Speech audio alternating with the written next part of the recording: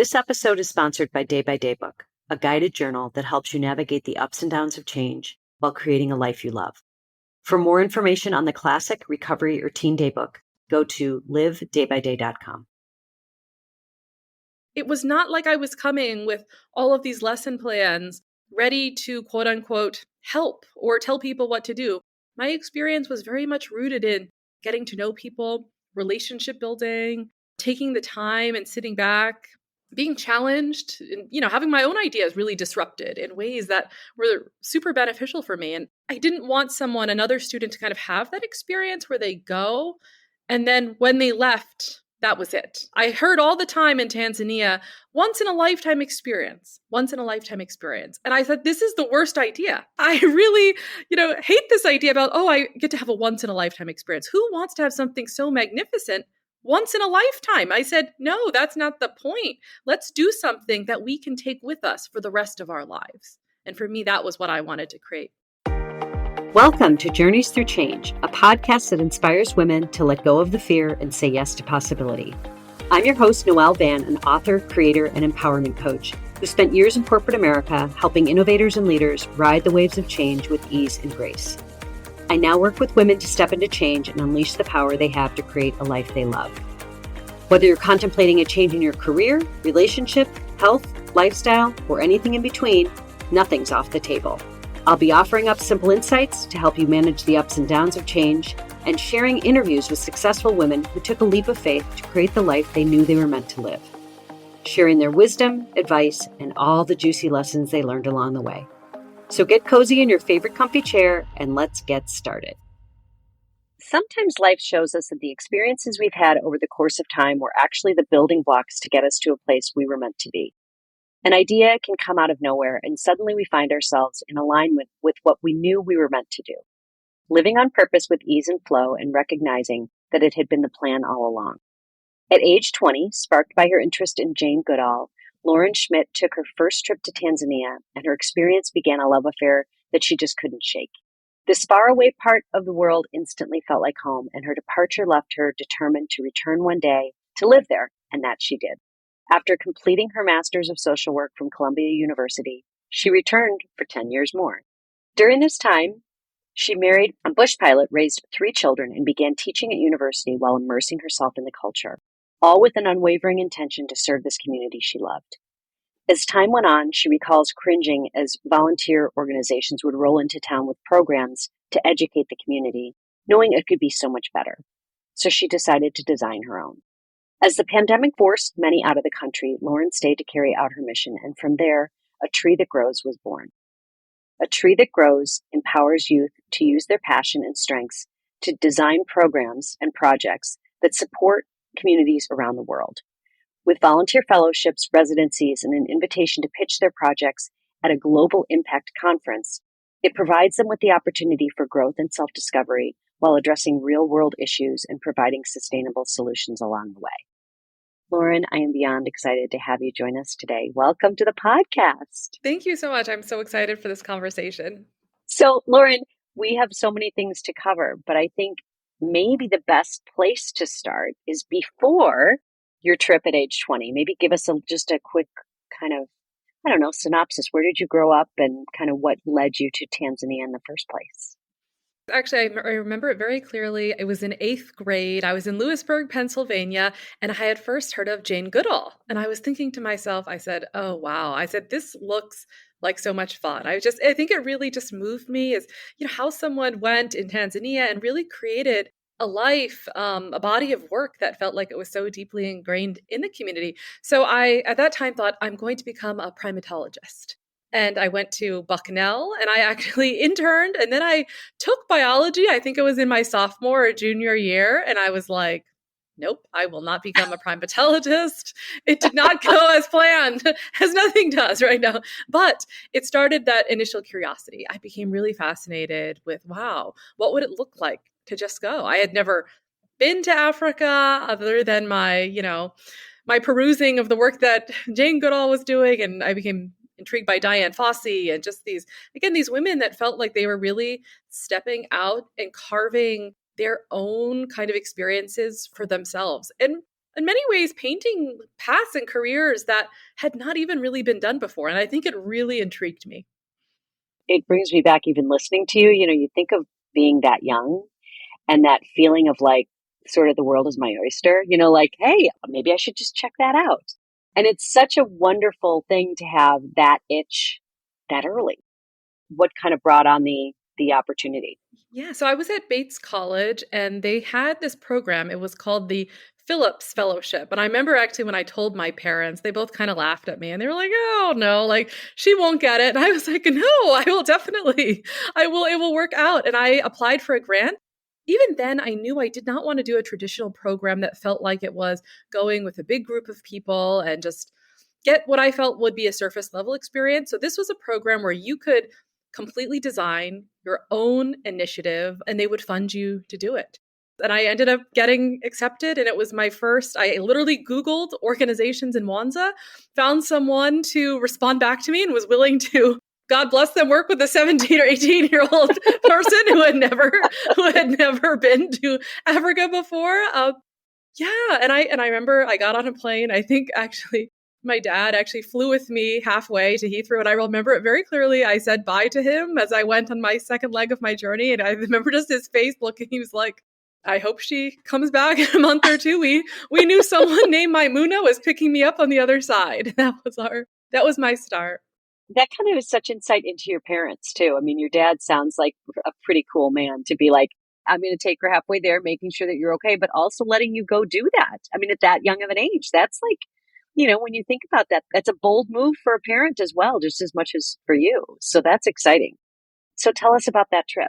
Again, it was my first time and I just loved it. So I was working at an organization in Mwanza, Tanzania, which is like the northern part of the country. And they were focusing on looking at the connection between gender based violence and really HIV transmission. And I just remember sitting in a room with women. And I remember it's so funny because when you go on those things, a lot of times from baseball, what we hear, and I don't think any bad intent, but I think we come with all of our ideas. Wow, I'm going to bring my, my resources that I've Googled at 18 on gender-based violence, right? Like that's going to be a very helpful thing. I was hopeful, right? I had a good spirit. I got on the airplane and I just remember I arrived and I sat back and I watched these women in this circle share really from the bottom of their hearts their own personal experience.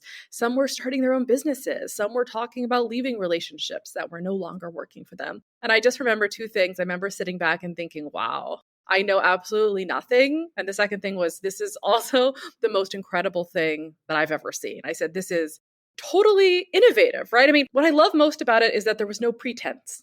And I think that's what I really appreciate about Tanzania. And anytime I get a chance to travel there is that it's kind of like the gig is up. No one's trying to like fake it. It's as raw and honest and real as it can be. And I think that's always moved me in ways that to this day I'm deeply, deeply, deeply inspired by.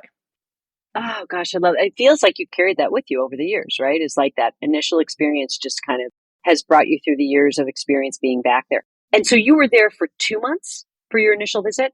Yep. So half of it was in Mwanza. And then I did a trip like a week at the end, which was amazing. You know how you have those parts in your life that just, some of them you just remember, right? And I had flown, Yes. part of this grant was I got a chance to actually go to Gombe National Park where Jane Goodall has her programs and I did chimp tracking. Literally, I recreated the walk and it was amazing. It was me and these two British women who were like in their 60s and there was the three of us on this boat and it was just like epic. I have to say, I was like, I would do that again. It was wonderful.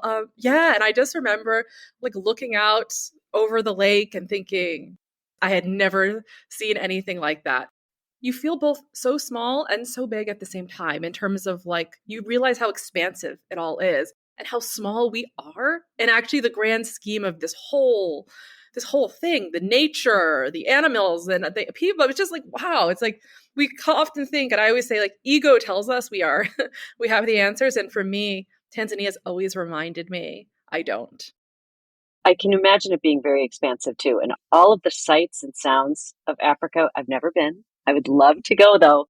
It strikes me as I'm sure it has been such an experience to even to live there.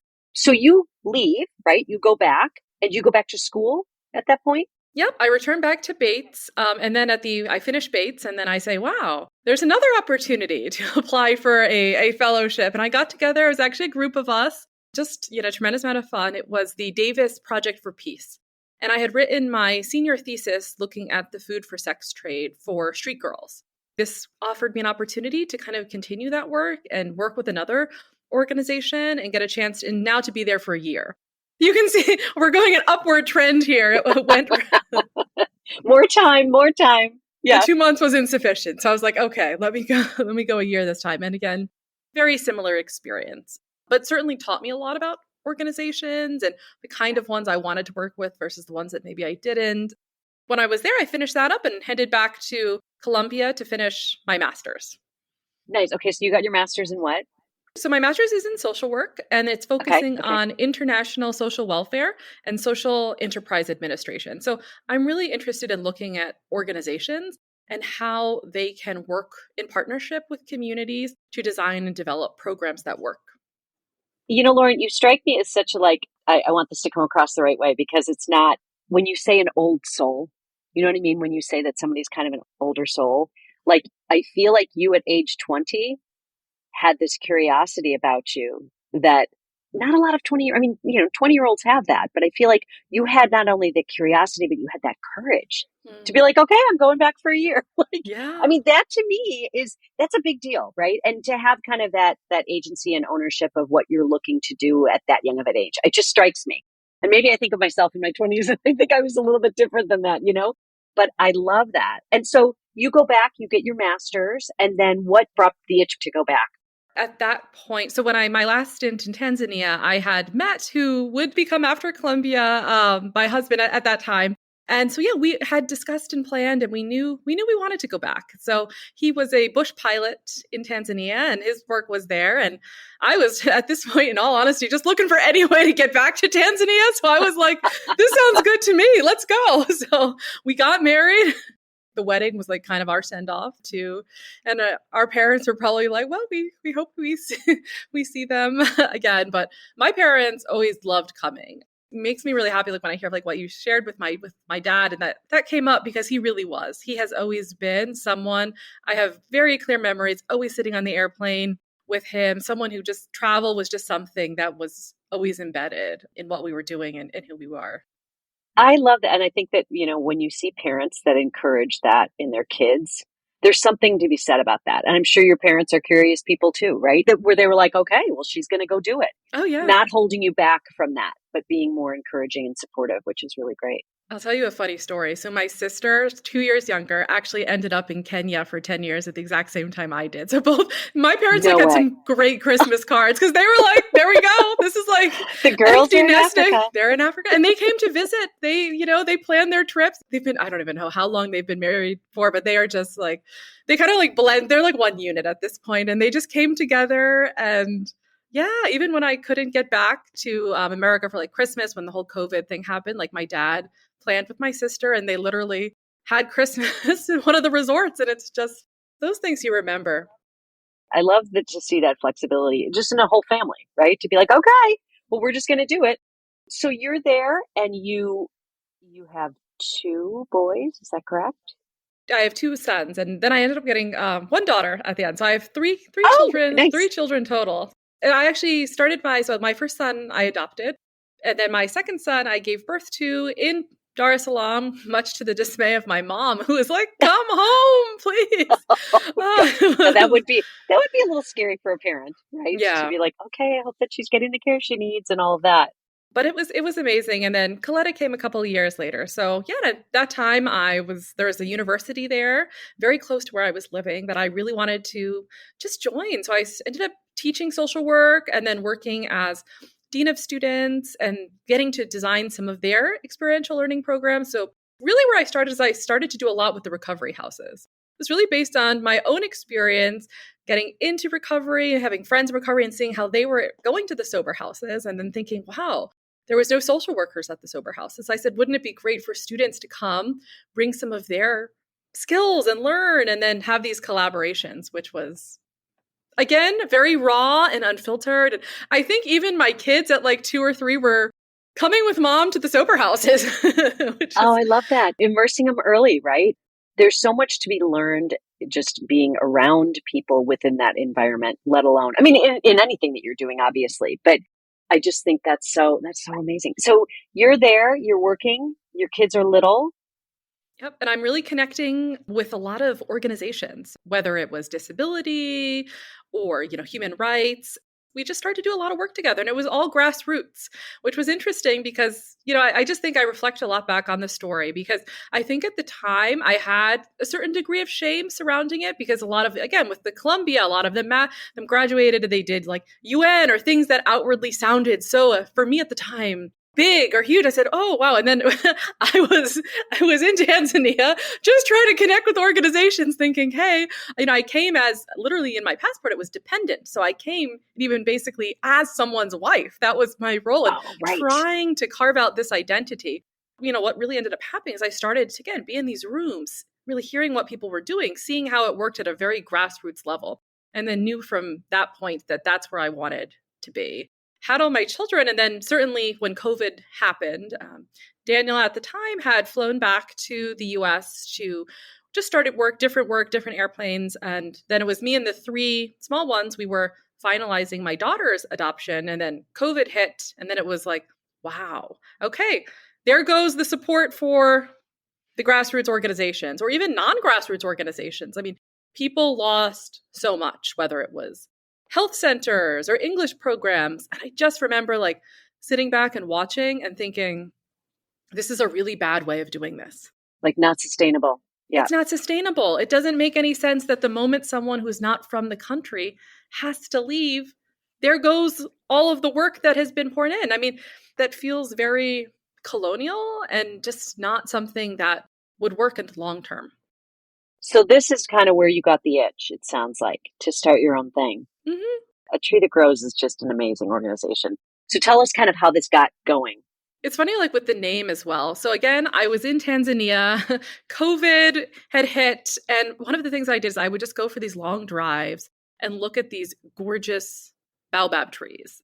And they were huge and like the roots were going everywhere. And I just remember thinking like, that's it. Like that's for me. It was like the roots are where we discover who we are. The trunk is where we grow it. And then our branches with the fruit is where we get to share that with others. And so I got in connection with some of the groups that I had worked with, one organization in particular that does a lot with disability advocacy. And we said, hey, can we create something that students can experience that genuinely felt like it was more aligned to my version of Tanzania? It was not like I was coming with all of these lesson plans ready to quote unquote help or tell people what to do. My experience was very much rooted in getting to know people, relationship building, taking the time and sitting back, being challenged, and having my own ideas really disrupted in ways that were super beneficial for me. And I didn't want another student to kind of have that experience where they go and then when they left, that was it. I heard all the time in Tanzania, once in a lifetime experience, once in a lifetime experience. And I thought, this is the worst idea. I really, hate this idea about, oh, I get to have a once in a lifetime experience. Who wants to have something so magnificent once in a lifetime? I said, no, that's not the point. Let's do something that we can take with us for the rest of our lives. And for me, that was what I wanted to create. Sounds like it was more of an immersive experience. Like you had that yourself. And then having that be something that's like you said, it's very collaborative. You're not there trying to teach anybody all the things that you know. They're not there to teach you everything that they know, but it's a collaborative experience between the two. And that's what I think makes it so immersive. Then that can carry on and carry on and carry on. I mean, it sounds so simple, right? Like when you think about it, but you're right. The approach that I think you're describing seems like it wasn't doing that. So you decide, okay, I'm going to start this. How did you get it going? Like, what was the first step you took? I sat down with the organizations and we just thought of like, what kind of experiences did we want to create with students? One of the things that came up really clearly is that we wanted to put this online.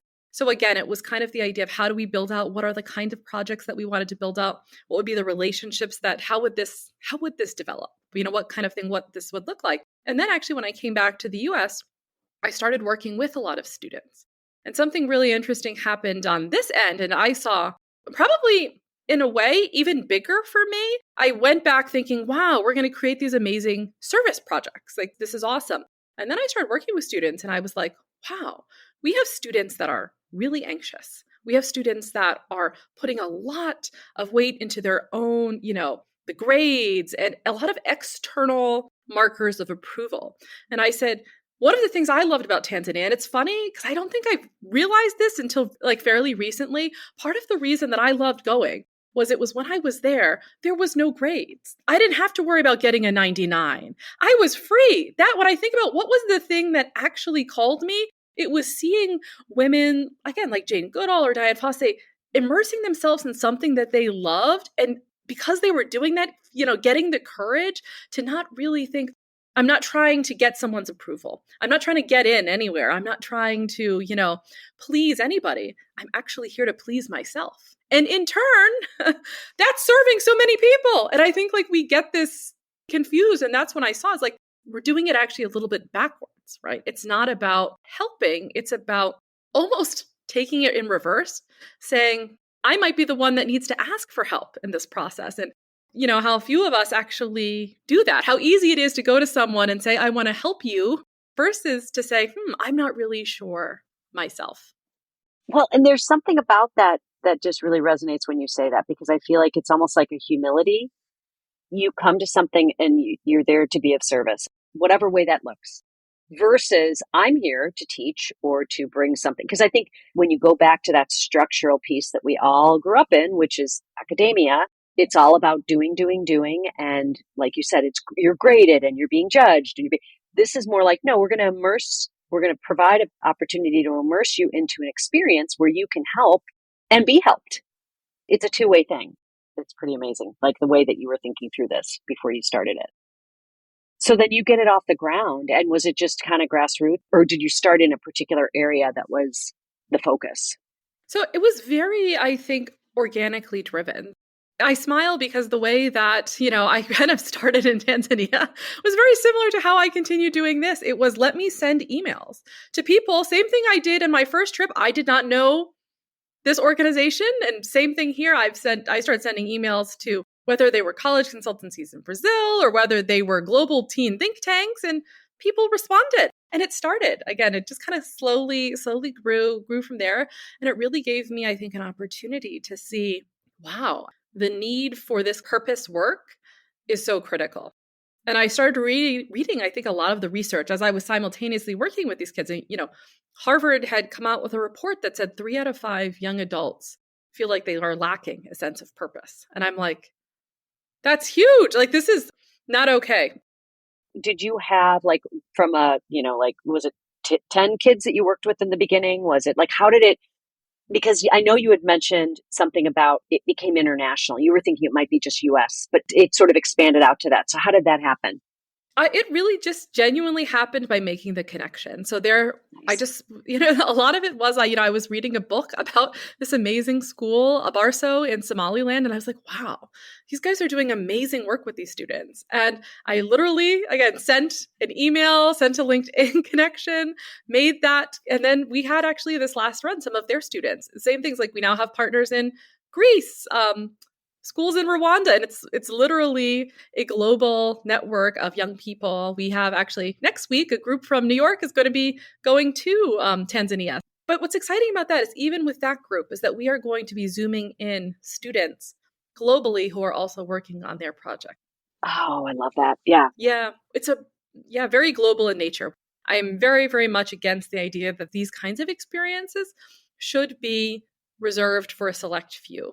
In fact, I am really of the opinion that my particular interest, and I think where the biggest impact can be had, is particularly maybe for communities or people who have part of their story that still feels aligned in some capacity with shame. I think this is an opportunity for people to change the story, take it in a whole new light. Instead of seeing it as a shame, seeing it as your superpower and saying, wow, actually the thing that I'm not wanting to tell people, that is just I'm trying to hide in the closet or whatever, is actually the thing. It's actually my unique thing that people are going to respond to, that I have to share. And to see that happen, to see, students and it really doesn't have to be students. It could be anyone, but share something, whether it's about mental health or identity or anything, but to see how that informs who they want to be. That is exciting.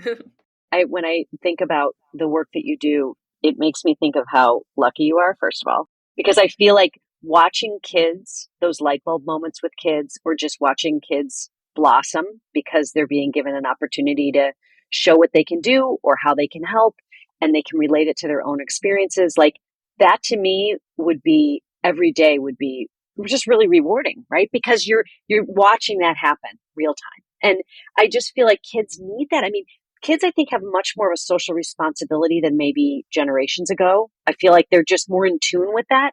But so you have these global impact projects. As an example, you'd have somebody that's going to present one to you. You've got a student.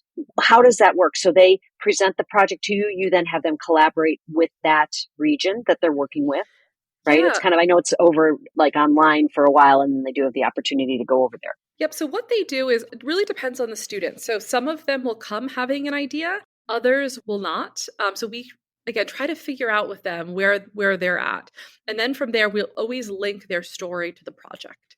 That for me is that's probably the most important part of the process. If you actually, that's where we have the biggest impact because that becomes their personal why. It's seeing something in myself, seeing the value in myself that I can then bring the value to others. And then from there, it's figuring out how do we want to take this project?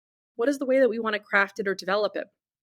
So, for example, we had one young man, he was, again, at a boarding school in the US, and he saw and went around and saw that, wow, like a lot of his friends had pictures on their walls of grandparents and families. And he was from Somaliland, and he reflected back and said, hey, I don't really remember seeing that in our house, but I don't want us to lose our history. I don't want the oftentimes very Western interpretations of my country to dictate how people see it. And he was also very passionate about photography. So he came back during his gap year and he worked on a project to design and develop training sessions for photography so people could document it. He did a whole kind of really online campaign himself, documenting different things in his community and keeping them on an online platform so that they could be there. And this is the kind of work that people can do. And it amazes me. And is this part of, I mean, I know that there's the process, pre-collegiate before people are going to schools, there's obviously extracurricular programs that people are doing. Does this tie into that as well for students that are pre-college that are also looking to put that on their resume? Obviously, it's an experience, right? It's something that probably is helping them grow and learn more than they probably will in the 4 years in college. No, I'm kidding. But you know what I mean? So is that part of it, is just like helping them to be able to articulate that and what they've done?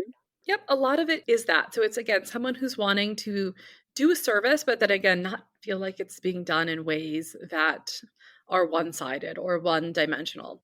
It's really very interesting because that we're at this kind of exciting space where I actually see us also kind of transitioning and focusing on a little bit in the university aspect, which is something to me that is very exciting just because I've had a lot of questions of we're doing all this work on the kids, but yet we're going to college and the research is telling us that there seems to be a problem when we arrive. So it goes back to, again, how do we cultivate that sense of purpose really at universities?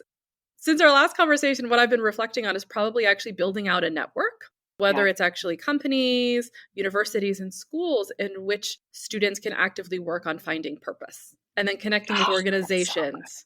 Yeah, I'm really excited. So good, Lauren. I was going to ask you, my next question was going to be of like, are you looking to expand? How are you looking to scale it? And there's also, I think, that idea that you may not want to get so big that it's out of control.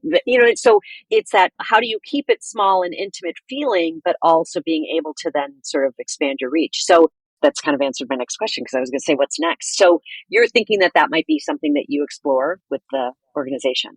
I really am excited about this idea of like, if we have, and I think it could be, again, universities, I think it could be schools. And I also think I was thinking a lot of it goes back to whether it's like Gen Z in the workforce itself. How do we cultivate this sense of purpose? How do we bring that? And then how do we, for example, if we have different people looking at this, really trying to understand this. How do we then learn from each other? Like one of the things what I was trying to just do some research on is looking at like, oh, we know that mental health at universities is such a big thing. Yet where is the associations and kind of groups of people that are going to be collaboratively, collectively taking this on? And for me, it's purpose is the angle that I come at that when really looking at. Just hearing you say this, I completely agree with you. I feel like there is a lot of, people are discussing and trying to figure out ways to obviously approach the mental health issue that we have. It's become out of control. Statistically, it's become out of control over the past couple of years. And I feel like there's that, and I don't mean to use this, I'm using this word loosely, but like the academic approach to it of like, okay, well, how do we help kids? How do we get in front of it? And what you're articulating, obviously, is that it's something that you can get at in a very, very different way that doesn't feel like if I'm a kid and I'm going through anxiety and depression and I'm now given the opportunity to put together a project that not only is something that speaks to me, but is also something that is an extension of maybe my experience. Oh my God. It brings me back to like my teen years, when you think about the kinds of things that would have really been impactful. And I think that's just amazing that because even just when you're talking to corporations there's so many people that I think would be interested in getting on board with that in any way they could. There's so many different avenues and directions you could take it in. Yeah. Oh, Lauren, I love it. I just love what you're doing. I really do. And the thing that I love the most about you, Lauren, is not just what you're doing, but your spirit is so tangible when I talk to you. It's like, you're so curious, but you look at life in a different way that is really, really refreshing. Oh, thank you. Too. Oh, And I appreciate it's that. it's been such a pleasure talking to you. I'm going to put all of Lauren's links in the show notes. So if anybody's interested in A Tree That Grows, has any teens, students that they are interested in potentially being a part of it. But so what is next? Is it TBD? Yeah, well, I know a little bit of both. I would say it's always TBD, but I think I would say there's the magic in just letting it unfold. But I definitely see myself as that. I think we have amazing organizations out there who are connecting with the people. And I'm excited to see how do we within these organizations get people developing, whether it's like trainings or programming for the students that are there to really start, or youth that are there to really start to explore this. So yeah. Lauren, we're going to see a lot of you. I just feel this. I feel like you're going to be in many different places with this, which is awesome. Thank you so much for joining us. I You're really, really welcome. appreciate it. I know the listeners appreciate it because this is just a really bright light. Thank you again. Yeah, thank you. This was so much fun. I appreciate it. Well, that's it for now. Until next time. Thanks for listening to the Journeys Through Change podcast. You can find us on Spotify, Apple Podcasts, or really wherever you get your podcasts. And be sure to follow us and leave a review if you've enjoyed this episode. And share it with a friend or on social media to spread the good word, so more women like you can find us and join in on the fun. For more information on the podcast or Day by Day book, go to livedaybyday.com.